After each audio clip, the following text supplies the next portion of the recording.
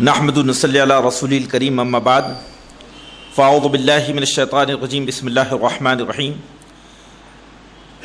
قابل صد احترام امیر جماعت اسلامی ہند،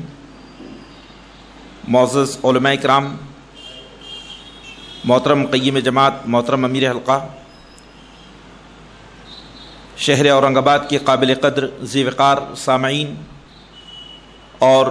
ماؤں اور بہنوں اور پیارے بچوں، السلام علیکم ورحمۃ اللہ وبرکاتہ۔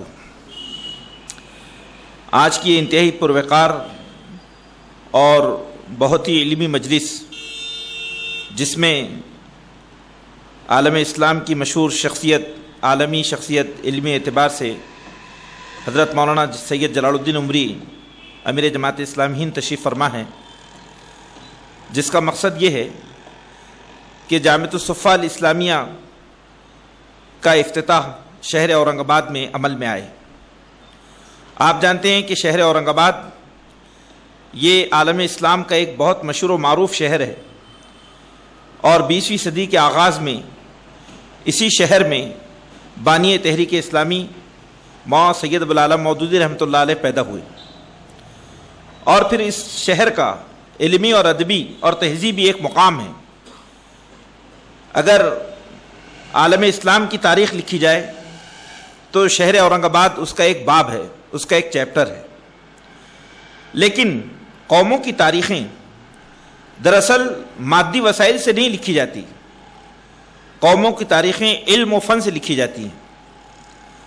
اور جو قومیں نظریے کی حامل ہوتی ہیں، جو قومیں دنیا کے اندر اپنا ایک علمی مقام رکھتی ہیں، ان قوموں کی پہچان اور ان کا تعارف، ان کا علم اور ان کا فن ہوتا ہے۔ اور اسلام جو خالق کائنات کا مذہب ہے، جو اللہ رب العالمین کا انسانیت کے لیے سب سے بڑا تحفہ ہے، یہ دین دراصل علم کا سب سے بڑا پاسبان اور سرپرست ہے، علم کا سب سے بڑا محافظ اور اس کا ترجمان ہے۔ قرآن مجید میں سورہ فاطر میں جو آیت کریمہ ہیں کہ انما یخشی اللہ من عباد العلماء، کہ بے شک اللہ کی خشیت اور اس کا تقوی اور اس کی معرفت وہ لوگ حاصل کرتے ہیں جو علم والے ہیں، جاننے والے ہیں، جو علم رکھتے ہیں۔ اور سورہ جاسیہ میں یہ بات کہ هل يستوي الذين يعلمون والذين لا يعلمون، اے پیغمبر جو علم رکھتے ہوں اور جو علم نہ رکھتے ہوں دونوں برابر نہیں ہو سکتے۔ اور سورۃ المجادلہ میں یہ آیت کریمہ والذین اوتوا العلم درجات، کہ جن کو علم بخشا گیا ہے ان کے درجات ہی کچھ اور ہے۔ تو ہم دیکھتے ہیں کہ قرآن مجید ایک ایسی اللہ رب العالمین کی جو مقدس کتاب ہے، اللہ کے نام نامی کے بعد سب سے زیادہ جو لفظ قرآن میں استعمال ہوا ہے وہ علم و معرفت کا لفظ استعمال ہوا ہے۔ ہم دیکھتے ہیں کہ اسلامی تاریخ کی بنیاد علم پر ہے، اسی لیے ایک مفکر اسلام سید مودودی رحمۃ اللہ علیہ نے یہ بات ارشاد فرمائی کہ اسلام پہلے علم کا نام ہے، پھر عمل کا نام ہے۔ دنیا کی مختلف قوموں نے مسلمانوں کی سیادت، قیادت اور ان کی بالادستی کو جو قبول کیا تو ان کے علم و فن کی بنیاد پہ قبول کیا۔ مسلمانوں کا دور اول اس بات پر شاہد ہے کہ دنیا میں جتنے علوم ہیں ان تمام علوم کے بانی مسلمان رہے ہیں، اور قرآن مجید کی خوبی یہ ہے کہ قرآن مجید مہیمن ہے۔ اللہ رب العالمین نے سورہ مائدہ میں اس کو مہیمن کہا ہے، یعنی وہ کتاب جو علوم کی سرپرست ہے۔ دنیا میں جتنے علوم ہیں ان تمام علوم کی بنیادیں قرآن میں ہم کو دکھائی دیتی ہے، اور قرآن مجید کا طالب علم یہ دنیا کا سب سے وسیع الظرف اور وسیع العلم طالب علم ہوتا ہے۔ حضرات گرامی، لیکن افسوس یہ ہے کہ ہمارا جو دور زوال ہے، ہمارا جو دور تعطل ہے، ہمارا جو ڈاؤن فال کا زمانہ ہے، اس میں کئی نقصانات ہمارے ہوئے ہیں، لیکن ان نقصانات میں سب سے نقصان عظیم جو امت مسلمہ کا ہوا ہے وہ یہ ہے کہ علم دین کا ایک روایتی تصور ہمارے سامنے ہے، اور امت مسلمہ کا جو بڑا طبقہ ہے جس کو ہم انٹلیکچوئل کہتے ہیں، یا ہمارے اذہان جو ہمارے ہیں سوچنے والے دماغ، وہ کتاب اللہ کے نور سے محروم ہے۔ اور اس کا نتیجہ یہ ہے کہ عالم اسلام انسانی کے مسائل میں امت مسلمہ کا کوئی سے نہیں ہے۔ دیکھیے بہت بڑی بات ہے جس کو ہمیں سمجھنے کی ضرورت ہے۔ آج عالمی سطح پر جو انسانیت ہدایت کی متلاشی ہیں اور پیاسی ہیں، تو ہمیں اس قرآن مجید اور سنت رسول کا جو ہمارے پاس میں سرمایہ ہے، اس کے ذریعے ہم پورے انسانیت کی تسکین کر سکتے ہیں۔ بزرگان محترم اور دوستوں، یہ کچھ ایسی بات نہیں ہے جو دعوے کی بات ہو، بلکہ تاریخ اسلام اس حقیقت پر شاہد ہے۔ آپ تاریخ اسلام کا مطالعہ کیجیے کہ امت مسلمہ نے ہر زمانے میں مروجہ علوم اور مروجہ فلسفے اور تہذیب کا علمی انداز میں استدلالی طور پر جواب دیا ہے۔ آپ دیکھتے ہیں کہ اس وقت بھارت میں مسلمان مختلف مسائل کا شکار ہیں، اور یہ مسائل اور یہ چیلنجز ہم یہ سمجھتے ہیں ایک مومن کے لیے انرجی اور طاقت کا ذریعہ ہے۔ ایک خاص بات یہ ہے کہ ان حالات میں امت مسلمہ کا نوجوان طبقہ تیزی کے ساتھ علوم جدیدہ کے حصول کی طرف متوجہ ہے، اور اس میں شہر اورنگ آباد پورے ملک میں ایک نمایاں مقام رکھتا ہے۔ یہاں پر جو ہماری نئی نسل ہیں، میڈیکل سائنسز میں، انجینئرنگ میں، ایڈمنسٹریشن میں اور مختلف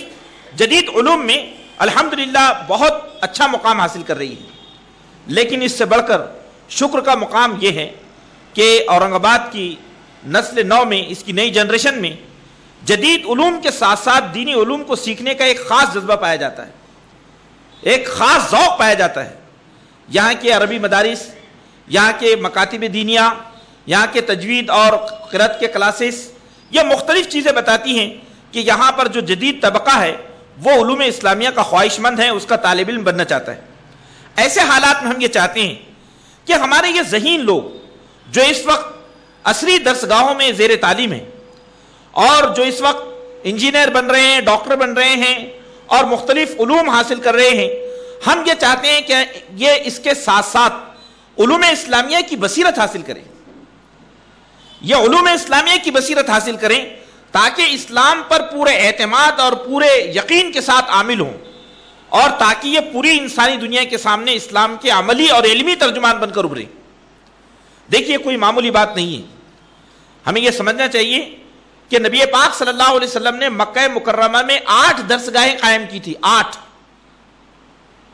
درسگاہیں قائم کی تھیں، اور جس میں دار ارقم ہیں اور مختلف جو ہے وادیاں ہیں، جن وادیوں میں اللہ کے رسول رات کے اندھیروں میں نوجوان صحابہ کو تعلیم دین سے آراستہ فرماتے تھے۔ اور اسی طرح سے جب مدینہ منورہ آپ تشریف لے گئے تو آپ نے مدینہ منورہ میں ایک علمی تحریک برپا کی، ایسی علمی تحریک برپا کی کہ اگر ہم اس کا جائزہ لیں کہ غار حرا سے جب ہمارے پیغمبر ایک جاہل، ان پڑھ اور گوار دنیا میں تشریف لائے تو اس وقت پورے مکہ مکرمہ میں 11 سے 18 لوگ پڑھے لکھے تھے، لیکن جس دن ہمارے رسول عربی، رسول آخر الزمان صلی اللہ علیہ وسلم جب اس دنیا سے رخصت ہوئے تو 23 سال کی اس مختصر سی مدت میں اللہ کے رسول نے 10 لاکھ مربع میل زمین کو علم حقیقی کے نور سے مکمل طور سے منور فرما دیا تھا۔ اس جزیرۃ العرب میں ایک انسان بھی ایسا نہیں تھا کہ جو یہ کہے کہ میں جاہل ہوں یا وہ جاہل کیسے سے جانا جاتا ہوں۔ یہ علمی انقلاب جو ہمارے نبی نے برپا کیا، اسی انقلاب کے نور نے پوری دنیا کو منور کیا۔ آج ہم یہ چاہتے ہیں کہ ہماری نئی نسل کو وہ شعور، ہم اپنی نئی نسل کو وہ دین کا استدلالی طور پر دین پر جو ہے اس کا اعتماد کہ یہ امت مسلمہ کی صحیح ترجمان بنے۔ تو رفقائے محترم، یہ اس طرح کی جو کوششیں ہیں، یہ کوششیں دراصل مدارس عربیہ میں کوئی اضافہ نہیں ہے، بلکہ دراصل یہ مدارس عربیہ میں آج ہم محسوس کر رہے ہیں کہ تیزی کے ساتھ ہمارے بچے جو ہے مدارس عربیہ کی طرف رجوع نہیں کر رہے ہیں، کیونکہ جدید درسگاہیں بہت بڑے پیمانے پر کھل چکی ہیں اور لوگوں کے گھر تک اسکول پہنچ گئے ہیں۔ ایسے حالات میں اس بات کی ضرورت ہے کہ ہم اپنی نئی نسل کو جدید علوم کے ساتھ ساتھ دینی علوم میں گہری بصیرت اور تفقہ دیں، تاکہ ہماری نئی نسل اگر وہ ڈاکٹر بنتی ہیں، انجینئر بنتی ہیں، تو اس کے ساتھ وہ قابل اعتماد عالم دین ہوں، وہ قابل استناد عالم دین ہوں، اور وہ علوم اسلامیہ کا صحیح معنوں میں جس کو ہم کہہ سکتے ہیں ماہر ہوں۔ تو دیکھیے، ہم نے ایک سوچا ہے، دیکھیے خواب جو ہے، اگر ہم اچھے خواب دیکھتے ہیں اور اللہ کے حضور ہم جو ہے اپنی تمناؤں کا اظہار کرتے ہیں، جو اپنے دین کے تعلق سے ہیں، جو اپنے رسول کی نسبت سے ہیں، جو دعوت دین کے عنوان سے ہیں، تو ہمارا رب ہمیں اپنی جو ہے پاکیزہ تمناؤں میں نا امید نہیں کرے گا۔ تو ہم یہ چاہتے ہیں کہ یہ جو کوشش ہے یہ کوشش بارآور ہو. ایک مقصد. دوسرا مقصد اس کا یہ ہے کہ یہاں سے فارغ ہونے والے جو طلبہ ہیں وہ طلبہ ملی اتحاد کا ذریعہ بنے، وہ مسلکی اختلافات سے بالاتر ہو کر سوچیں، وہ پوری امت کو، امت کے ہر مسلک کو اور امت کے ہر عالم کو اپنا عالم سمجھیں. دیکھیے یہ جو ہے بہت بڑی آج علوم اسلامیہ کے مقاصد میں اس کو شامل کرنے کی ضرورت ہے کہ ہمارے مدرسے کا فارغ التحصیل وہ کسی ایک مکتبہ فکر کا آدمی نہ ہو، بلکہ وہ پوری ملت کا جو ہے وہ آدمی ہو، اور ملت کا درد اس کے دل میں سمایا جائے، وہ ملت کے اتحاد کے لیے، ملت کی اصلاح کے لیے کوشاں ہوں. ایک طرف ہم ملت کی اصلاح اور ملت کی تعمیر نو، اس کی تشکیل جدید اور اس کا احیاء، اس کا ریوائول ہمارے سامنے ہے، تو دوسری طرف ہم یہ چاہتے ہیں کہ ہمارے یہ بچے جو مراٹھی زبان سے، انگریزی زبان سے واقف ہیں اور جدید ٹیکنالوجی سے آراستہ ہیں، یہ بچے اچھے داعی بن کر دین کی دعوت امت مسلمہ کے سامنے پیش کریں. یہ ایک ویژنری پروجیکٹ ہے، اس کے اثرات آپ کو 2 سال اور 3 سال میں دکھائی نہیں دیں گے، لیکن آئندہ 5 سال اور 10 سال کے بعد ہم اس بات کو محسوس کریں گے کہ ہم نے جو بیج اس مقدس زمین میں بوئے تھے اسلام کے، وہ بیج جو ہے تناور درخت میں تبدیل ہو رہے ہیں. جو بات قرآن مجید نے کہی ہے کہ مثلهم فی التوراۃ ومثلهم فی الانجیل کزرع اخرج شطأه فآزره فاستغلظ فاستوى على سوقه يعجب الزراع ليغيظ بهم الكفار. ان کی مثال تورات اور انجیل میں ایسی دی گئی ہے کہ جیسے کھیتی کہ جو ابتدا میں کوپل نکالتی ہیں، پھر گدراتی ہیں، پھر لہراتی ہیں، پھر تناور درخت میں تبدیل ہو جاتی ہیں اور پھر اپنے کسانوں کو خوش کر دیتی ہے، اور ایسی تناور بنتی ہیں کہ وقت کی آندھیاں اس کو اکھاڑ نہیں سکتی اور کفار اس کو دیکھ کر جل جاتے ہیں. اور ایسے لوگوں کے لیے اللہ نے اجر کبیر کا، اجر عظیم کا وعدہ کر رکھا ہے، مغفرت اور جنت الفردوس کا وعدہ کیا ہے. تو بزرگان محترم اور دوستو، یہ چند باتیں اور احساسات ہیں کہ جس کی طرف ہمیں متوجہ ہونے کی ضرورت ہے. اس کے مقاصد آپ کے سامنے واضح ہیں، اور میں نے آپ کے سامنے یہ جو بات پیش کی ہے اس کا آخری جملہ یہی ہے کہ آپ اپنے تئیں، اس میں کوئی عمر کی قید نہیں ہے. 70 سال کا ہمارا ساتھی وہ بھی طالب علم بن سکتا ہے، کیونکہ رسول خدا صلی اللہ علیہ وسلم کی درسگاہ میں 15 سال اور 10 سال سے لے کر 70 سال اور 75 سال کے طلبہ موجود تھے. علوم اسلامیہ کے لیے کوئی عمر کی قید نہیں ہے. ہمارے نبی نے علم کے تعلق سے یہ نظریہ پیش کیا، اطلب العلم من المہد الی اللحد، ماں کی گود سے لے کر قبر کی گود تک علم حاصل کرو. دنیا کا کوئی فلسفی علم کا اتنا وسیع اور جامع اس کا جو ہے تعارف پیش نہیں کر سکتا ہے. تو حضرات گرامی، اس بات کی طرف ہمیں متوجہ ہونے کی ضرورت ہے. ہم اپنے بچوں کو اس کی طرف متوجہ کریں. یہاں پر خواتین کے لیے خصوصی نظم کیا گیا ہے، اور آپ خود بھی اس کے لیے اپنے آپ کو پیش کریں. زندگی بہت محدود ہے، وقت ہمارے پاس میں اللہ تعالیٰ نے جو بخشا ہے چند لمحے ہیں زندگی کے.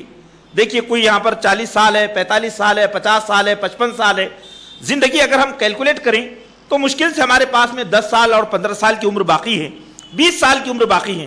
اگر ہم نے صحیح معنوں میں ملت کے ہم درد مند ہیں اور اس ملت کے ایمان اور اس کے اسلام کے تحفظ کے لیے فکر مند ہیں، تو ہمیں چاہیے کہ ہم ایسی نسلوں کو، اس ملک کو ایسی نسلوں کے حوالے کریں جو اس ملک کو ہدایت پہنچانے اور دعوت دینے کا فریضہ انجام دیں اپنے قول و عمل میں. جناب محمد رسول اللہ صلی اللہ علیہ وسلم کے سچے نمائندے اور آپ کی امتی ہوں. تو یہ چند باتیں ہیں کہ ہم اس کی طرف توجہ دیں. اللہ سے میں دعا کرتا ہوں اللہ تعالی ہمارے اس مبارک اقدام کو قبول فرمائیں، اللہ ہماری کوششوں کو شرف قبولیت عطا فرمائیں، اللہ ہمارے دلوں میں اخلاص پیدا فرمائیں اور اخلاص کو قبولیت عطا فرمائیں. ربنا تقبل منا انك انت السميع العليم وتب علينا انك انت التواب الرحيم واخر دعوانا الحمد لله رب العالمين.